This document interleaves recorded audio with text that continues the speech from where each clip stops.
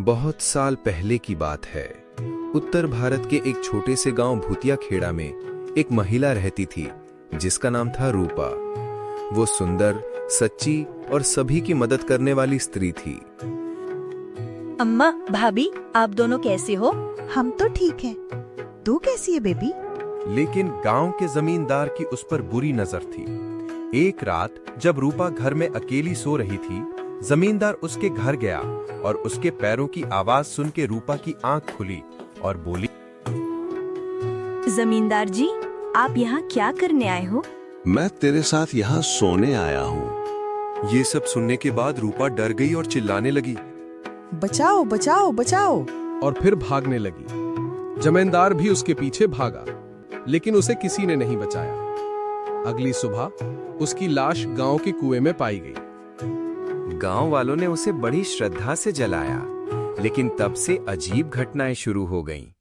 हर पूर्णिमा की रात जब चांद पूरा होता, गांव के कुएं से किसी स्त्री के रोने की आवाज आती।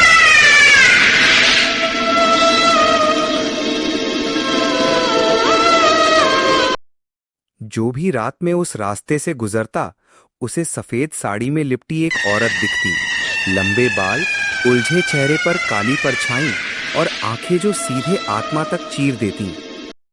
गांव के कई लोग गायब होने यह लगे। उसी स्त्री किसी के की भूत लाश ने किया पेड़ है। पर उल्टी हाँ, लटकी मिलती तुम ठीक तो कह किसी रहे की हो। आंखें बाहर वो निकली बदला ले होती। रही है।